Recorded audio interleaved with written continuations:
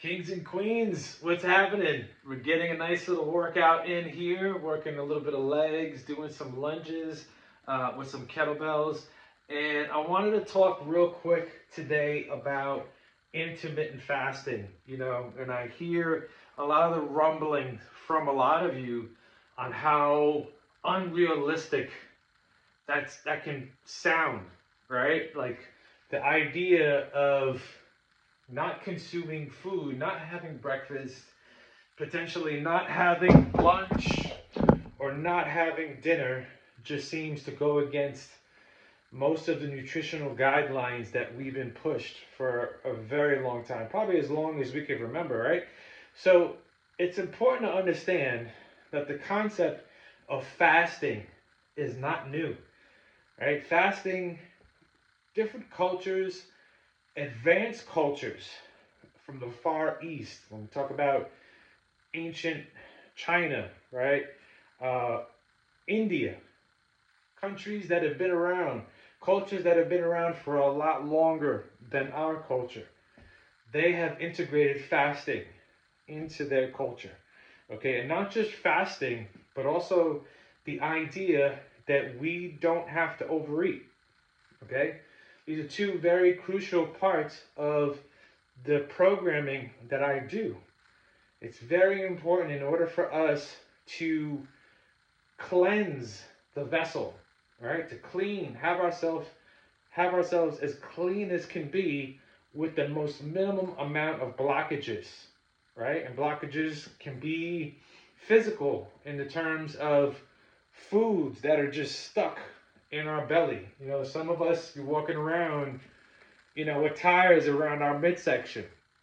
And when we think about one of the greatest risk factors for type 2 diabetes, heart disease, and some of the other very potent, very difficult diseases to treat, okay, they all start in this abdominal area. All right, so what it comes down to is this is a culture that we're living in right now that forces people into thinking that they have to eat at least 3 times a day. This is another one of those systems that was created with the intention to keep people under control. And the way that they keep you under control is by keeping you sick.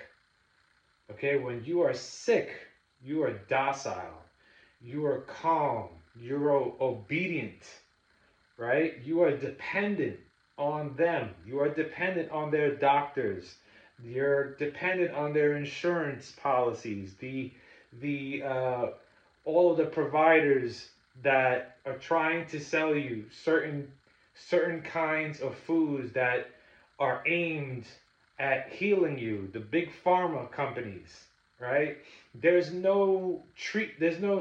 The significant healing modalities out there, right? These are all treatments. And these systems the companies that are connected to these systems, they make billions of dollars keeping you and I sick. Okay, so the only real weapon that we have is our discipline. Okay, our ability to really work on what's keeping us from making our own choices about what's right for us. Okay, and as soon as I began tapping into fasting, I started noticing that my discipline went up in almost everything that I did, from my workouts to the amount of energy and work that I was putting in for my business, my ability to write. I've wanted to write a book and I've been able to do that. And even just stand here and put together cohesive, coherent content for you as I'm standing out here in front of you. A lot of this has to do with the discipline that I have received from the hard work that I've put into fasting. Okay? When we think about the addictions that we have, when we think about whether it's the alcohol, whether it's the sugar, whether it's sex, whether it's porn, right? Whatever it may be, clothes. Some people are addicted to shopping. the majority, all of those things are all linked to a lack of discipline, our inability for us to feel the urge and to resist. Okay? And the person that has the ability to say, you know what, I think for this 8 hour block of time, while I'm awake, I am going to fast. I'm going to refrain. Maybe I'm just going to drink water for 8 hours. And that 8 hour block can be from 10 in the morning, right? So 4 to 5, 6 o'clock in the afternoon. Just getting you from maybe something light in the morning to have for breakfast, maybe just some fruit, some tea, or some coffee, some electrolytes. And I'm going to fast until dinner. And my dinner is going to be at 5, maybe 6 o'clock. And that meal that I have is not going to be a feast. You know, some cultures, they, you know, they have these long fasts and then they break the fast with these mega feasts. And that's not what we want to do. You never ever want to do that. Okay, you want to have a regular meal that's very simple in terms of portion size. We're not going to the buffet to break our fast. Okay, very important for us to understand. There is no discipline when all we're doing in that fast breaking meal, just overcompensating for the meal that you didn't eat, right? And some of us, unfortunately, we think that way, and we're going to stop thinking that way, right? So for many of us, getting through the 12-week programs that I provide seems really difficult. It seems like a lot, right? Some of you guys enjoy having a 12-week block where you say, okay, I'm going to put my head down and I am going to bust my butt to do as great as I can over that 3 month stretch. When we apply the same level of discipline to, let's say, an 8 hour fast or to a 16 hour fast, then the results are immeasurable.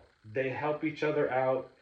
Okay, one level, heightened level of discipline in one area is going to impact the other area as well. Okay, so you being able to be disciplined at the table, at the breakfast table, is going to translate to your discipline in the gym.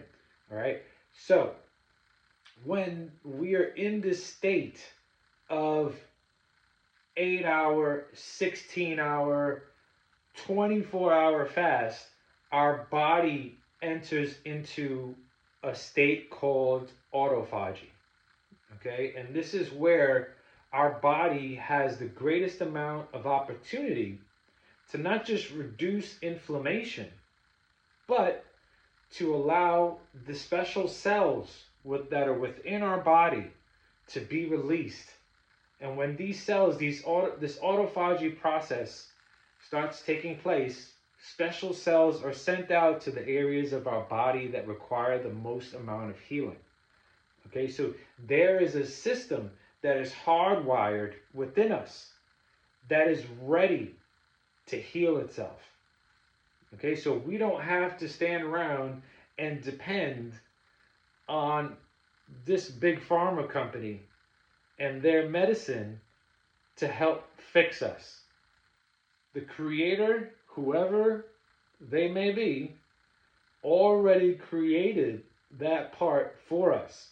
All we have to do is create the correct environment, and the environment that is most suitable for that to happen, for that process of autophagy to begin happening, is when you're in a fasted state. Okay, this is why when you think about recovery, science always tells you that your body recovers at night when you're sleeping, right? If your body is in REM state, sleeping, rhythmic eye movement, if you enter into that rhythmic state where your body is really sleeping, you are sleeping, then the cells in your body, the autophagy process again begins to take place and begins to repair yourself. So if you had a great workout, If you're working the kettlebells and you're doing the legs, and the leg workouts, they're always more demanding. You get yourself some good sleep combined with the fast that next morning. You have the ability to minimize the amount of soreness that you have in your body, right? And this is really important for a lot of you who feel soreness in the beginning and it discourages you from moving forward. Maybe you've battled chronic pain in the past. All right, so it's very important for us to provide the safest environment for us to maintain consistency. We don't want anything that's going to throw us off early on. All right, so that's when we're extra sensitive and we take things a little more personal in the beginning. This is where many people they quit. So keep that in mind. So what is one of the better moments to fast? I always tell people, when you wake up in the morning, have yourself, after your 8 hours, 7, 8 hours of sleep, you might have been sleeping for 7 or 8 hours, but your last meal was probably around 6 o'clock, 6:30 the night before, right? So you're already about 10 hours to almost 12 hours into a fast. Being able to stretch that out to 16 hours, right? Which means that you probably wouldn't have your first meal until, like, let's say 10, 11 o'clock late morning. That will provide you with the exact amount of time that your body needs to go through this process. Okay? And as your body gets more accustomed to going through that, then you'll be able to push it to the next level, just like any other form of resistance, right? And the first thing that you notice is, well, am I eating because I'm hungry? Because when you fast, you feel what it feels like to be hungry, right? Your body, it has all of these addiction craving mechanisms that are firing out. It's sending out all these signals because the body is used to the sugar and the body starts craving the sugar after a while. But that doesn't mean you're hungry. It just means that your body is used to this stimulus, and you rejecting the body, rejecting the cravings, will heal you from these cravings. Your body will overcome that obstacle, and eventually the hunger pains, the growling in the stomach, the little fogginess, the maybe even a little bit of a headache, it will begin to subside and you will begin to start seeing things much clearer. But there's always that hurdle, that big moment that you have to get over to get to that point. And that's always the hardest part. People fear that moment, that hurdle. This is where, again, we develop our resilience when it comes to reclaiming our power, reclaiming the confidence in order for us to see this journey through to the end. Okay? And I will tell you, the journey never ends until we do. Right? So once this video goes off, I want you to I want you to reflect on how you feel about fasting. What are your thoughts? Right? So by now, hopefully you have a journal, and I want you to start jotting down how you feel about these things. Like, how does fasting make you feel? Do you think that you can hang with fasting? Can you do an extra 4 to 8 hours when you wake up first thing in the morning? And ask yourself, why do you think you can't do it?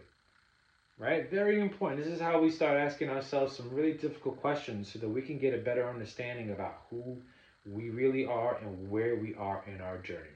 All right? Love you very much. I will talk to you again soon.